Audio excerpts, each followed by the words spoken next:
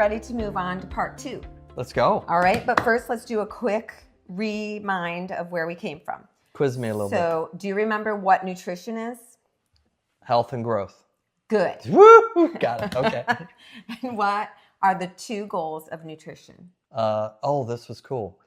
It was the calories. I need the calories, but the I want to say quality, but it's not quality. It's the is it the nutrition of it? Yes, the nutrition. Nutrients. Think of that with nutrition. Yeah. Yep. Okay. Yep. So those were the 2 things. And then we had this concept that, hey, what if you're eating the perfect amount of calories? What if you're eating the perfect nutrition and your brain is still not working well for you? Yeah. So the third factor was inflammation. Yeah, right? Definitely. So then we talked about proposing for a brain-based diet or nutrition plan that we would have 3 things that would be important. Do you remember those? Oh, this is going to be tough. Yeah. But I think blood sugar management or control. Yep. Okay. Liver function, which I thought was really interesting. And then gut biome? No. Yeah, gut health. Gut health. Gut Okay. health. Gotcha. So you did good. Oh, you did good. okay. All right, so we're moving on. Part let's 2, go. all right? Okay. We are going to expand on those 3 things. Okay? Gotcha. So let's start with that we have to promote gut health. Right. Okay. Our gut microbiome produces neurotransmitters. This is the first and coolest Crazy. connection of the brain and the gut. Actually, 90% of our serotonin is made in the gut. And it's made by the gut microbiome. We can call them our gut buddies. Mm-hmm. So it's not something that we ate an apple and it turned into serotonin. It's that the microbiome ate the apple and made the serotonin. So cool. It's absolutely amazing. And serotonin then helps regulate our mood, our cognition, and helps with sleep. So also these little gut buddies, they take our food and turn it into short chain fatty acids, which is super hype in the nutrition world right now, like butyrate. And it's really good for the brain. It crosses the blood-brain barrier, helps decrease inflammation. So super important to have this healthy little colony. Yeah. Actually, it's a big colony Yeah. existing in our gut. So that's very, very good.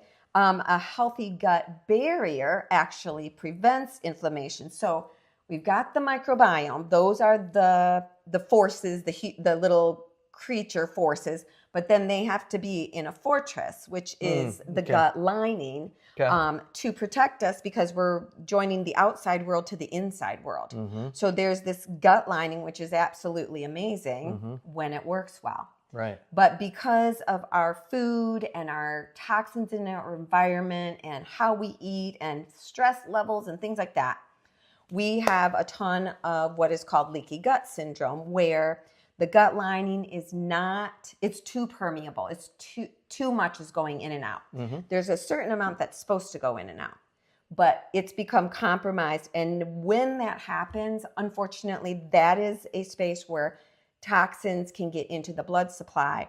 And then that blood supply goes to our brain, obviously. Right. And so we're carrying toxins right into our brain space.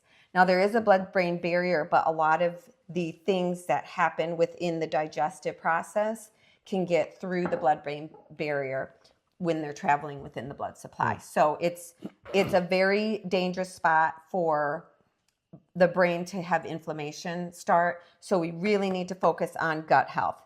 A couple other things about gut health is that the gut bacteria metabolize the diet and they make neuroprotective compounds. So this is stuff that you can't buy in a pill. Like these are things that come from food. So you're going to hear a lot of like polyphenols. That's a really big word, or anthocyanins, and big words that basically mean there are certain nutrients or components of good food that the gut will take and turn into magic for your brain. So we've got to have the gut health working well. And then we already mentioned the vagus nerve and the fact that that sends all the transmissions back and forth. And so the vagus nerve is also what we want to promote for gut health. So are you saying that if I got one gut that's working well and another one that isn't, I could take in the exact same food that has all these really cool things in it, and one is going to process it and the other one's not going to process it. Exactly. There's Wow, a new it's phrase crazy. out there that people say, it's you are not what you eat. That's what we used to say. You are what you eat. Yeah. But they'll say you are what your body did with what you eat, Gotcha. right? So, and then there's even more talk about that, and we'll talk about it later, but where people say it's not this what the food that you put in your mouth, it matters what they've done to that food before you ever got it to your Gotcha. mouth, and then when it gets to your digestive system, what your digestive system can do with it. So it's a long journey. Yeah, not But- every apple's the same apple. That's is what you're exactly saying. right. That's Gotcha. Yeah, thanks. Gotcha. That's good. Okay. Yep. So lastly, research has linked leaky gut with many, many parts of mental health and cognitive wellness. I can list them: depression, anxiety, cognitive impairment, Alzheimer's, Parkinson's, Wow. autism, multiple sclerosis. It's all connected. So it's worth going after, Right. right? Okay. Number 2 of our 3 Yeah. is to control the blood sugar, Okay, let's go. right? So this one is a little bit confusing because we're a little bit mixed up with sugar versus carbs versus complex carbs. So just very, very quickly, sugar makes energy really fast in the body, and processed sugar is almost like jet fuel. It's been broken into smaller pieces, and so the body, when we take it in, it's immediately getting into our blood supply, versus you will have a complex carb like a whole grain artisan bread, and that has a certain amount of carbs to it, but because they're fiber carbs, it takes more work for the body to break that down, and so we don't get the same impact on the sugar from that whole grain artisan piece of bread as we do from the scoop of ice cream. Gotcha. And we want it to work harder to break it down. We do. We want the sugar entry into our system to be managed and controlled. Got it. You got to think about people that wear the continuous glucose monitors. Yeah. And their basic goal when they wear those is, hey, it might not really matter what you're eating, but don't you dare let your sugar go over X number. And you take that monitor and you learn, oh, when I ate the apple, it went to this, and then it came back down in this amount of time. Or when I ate 3 cookies, it went to this, and it didn't come back down for X amount of time. Basically, that tells us how much inflammation happens as a result of sugar. So that might have been a little complicated way to start. Let me just review a couple things that I had wanted to share. We already talked about the glucose being the primary fuel source for the brain, Yeah. but we wanted that glucose to be consistently Even. supplied, Yeah, right? yeah. The fluctuations affect the brain negatively. They can cause oxidative stress. They can damage brain cells. They can inflame brain vessels, which the brain has an awful lot of vessels in it. Yeah. And you do not want them to be inflamed. Mm-hmm. So too much sugar in the system brings on something called insulin resistance, where the cells don't even accept the sugar, and it impairs the brain's ability to use the fuel. Chronic high blood sugar damages the vessels. We talked about that. Sugar metabolism actually is a lot of work and has some glycated end products, or what would be like exhaust fumes from the processing, and Yeah. we don't want that. We can handle it in appropriate amounts, but we don't want excess of that. You know, it's just like you can handle some exhaust fume in your garage, but you're not going to go sit out there, Right. because we all know that that's not good. So stable blood sugar optimizes brain energy, and that's what we're going to promote, is a way of eating that allows the sugar to come in a steady rate and allow the brain to use the sugar to function the best it can.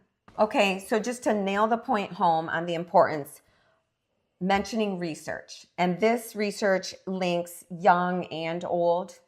So it's not just isolated to a certain population, but poor glucose control is linked with cognitive decline and increased rates of dementia, reduced hippocampal volume, Wow. which is directly memory oriented, impaired executive functioning and decision making. We've all seen this after a big sugar high and then the drop, we can't make good decisions.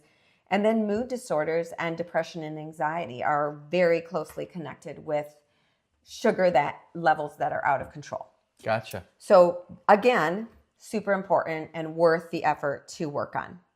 So lastly, and this is one that's maybe we don't talk about as much, is support the liver. So if you look in health and nutrition conversations or blogs or whatever, people are talking about the liver because a lot of our modern Western diet is really tough on the liver. Yeah.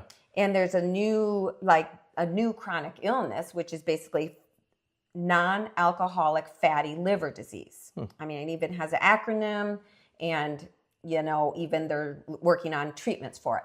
So basically, though, it comes from just a really poor diet and needs to have the things that we're talking about to decrease inflammation and such.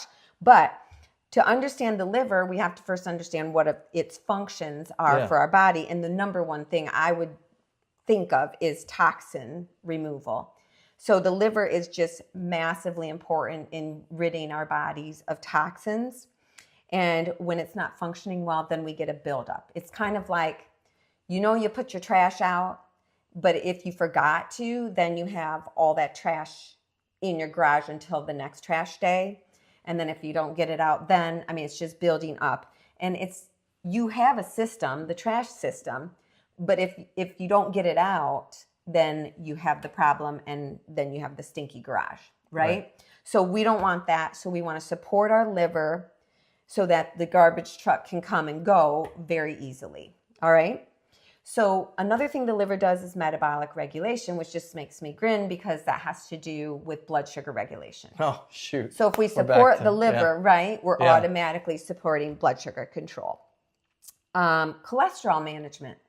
Everybody's worried about cholesterol, but actually cholesterol is something our body needs for hormone production and for healing. It's very important. The issue is how we manage it, and guess who manages it? Our liver. Here we are. So we really have to have some liver health. Otherwise, we don't properly produce the cholesterol and get rid of the cholesterol appropriately. So we need them both. Hormone processing is another thing the liver does, and that also connects with the cholesterol. But also with something people may not always think about is thyroid hormone and cortisol, which is our stress hormone. Big time. And if the liver's not doing well, then that really impacts what's going on with cortisol. So we really need that to help us. And cortisol is extremely important for the hippocampus. Here we are. And there we are back again. to the brain. Yes, so the memory center. So another thing the liver does is bile production. And bile is super important in helping us get fats out, but also toxins out. So it all has to work well together. Bile also helps with absorbing fat-soluble vitamins, and those vitamins we already listed when we talked about what the brain needs for function, for its best function. So they're going to impact how effective those vitamins are. Exactly. Yep. Whoever thought the liver was so... I know. You're talking about... It's ugly. It tastes horrible. Some people love it. Yeah. But it's just kind of an ugly organ. But it is really, really a hardworking, amazing organ. And I don't think we can live without it. Yeah. And so, anyway, so surprisingly, the bile is very important for the brain health. And here's one last one that I never knew about. Ammonia clearance. So really? Ammonia is toxic. Yeah. And we generally get rid of it in our urine, but we have to have the liver to help us out with that. And if we don't, the elevated ammonia levels can cross the blood-brain barrier. The result of that, high ammonia, are neurological symptoms. Crazy. Yeah. So if you were like working in an ER, and that would have to be one of those things that you consider when somebody is demonstrating some neurological symptoms, you'd have to say, oh, we better check the blood ammonia levels. Really? Related to the liver? Yep. Wow. Yeah. So super important. So all of that, Yeah. super important to know what are some principles that will help me make nutritious choices for my brain, right? So going back to that. So now we're going to have a little infomercial. Okay. I can't go any further without my little infomercial right now. And it is because we are getting to the point where we are going to talk about what to do about it. Yeah. And what happens a lot in helping fields and wellness fields is everybody wants health. You want to be healthy. That's very natural. Right. To want that. But even the greatest desire to be healthy and well will not help your body and brain until that desire moves you to do something. So really, Absolutely. it's the desire that leads to the doing something that matters. And when we talk like that, all I can think about is I'm the one in charge. I'm the one who has the power. I need to make the best decisions possible for my body. Right. And as much as I desire to be healthy, what am I willing to sacrifice, or what am I willing to do to make that happen? And so one of my favorite words comes to mind, which is curator. So Love it, I love learned it. about this once at an art exhibit or whatever. Somebody explained to me who is the curator of this museum. And I had no idea what that meant. So after asking questions, found out, hey, the curator decides like what should go where to make my experience in the art museum the best it can possibly be, right? Right. So we've been given this body, but we're the curator. We get to make the decisions. And so we're very powerful, but we're also left with a lot of responsibility. Big time. So when I think about that, I think, well, what's the next thing that we need? And it's the education, I think, to be able to make the best decisions. So that's what we spent part 1 and part 2 doing, is laying down the foundational education. Right. So now I'm just going to pitch a little bit of passion out there. Let's go. So for you, let's say it's you and you want to curate your own health. I have 10 things for you to think about. Okay. Are you ready? Are we going to list these someplace? I'm going to list them right now. Okay, let's go. So you got to put them in your head. And let's just say this. You don't have to do them all, but you're a big boy. Think about it. Think about it. I got this. You've got this. You're powerful and you can do this, okay? So if you're going to curate your health, number 1, you need to understand that you are the primary decision maker in your health journey, not passive, active, okay?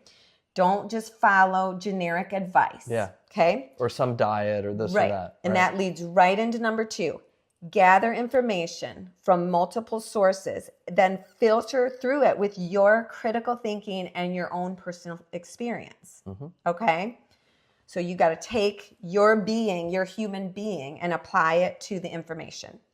Number 3, pay attention then to how your body responds to different foods or activities or lifestyle factors. Okay? Number 4, prioritize health interventions based on your needs and your goals and your biological individuality. So that means I can't really tell you to do what I do. You might watch what I do and then you think it through and you Right. apply some of these principles and you decide, hey, I'm going to try this or that. Okay? Absolutely. Number 5, create sustainable routines and environments that will naturally support your well-being. We talk about that already quite a bit in what we do with the brain. So number 6, this is so good. Regularly reassess what's working and what isn't and make adjustments. Just like we do with the brain. We do our reassessments. Right. You should. We got to be doing this with this. Yes. That's awesome. Yep. And the body is a pretty cool thing in that it adjusts to most new patterns and new things in a 21-day period.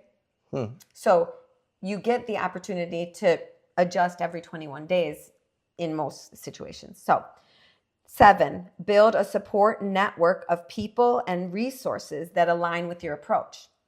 So you have to know yourself, know your approach, because you don't want to try to do someone else's approach, because it's just not going to fit. And then it's going to be like oil and water. So you got to find the one that aligns with your approach. And then number 8, balance evidence-based practices with quality of life considerations. So to me, this just means you know your lifestyle, you know what has to get done. So you're going to balance that with the recommendations.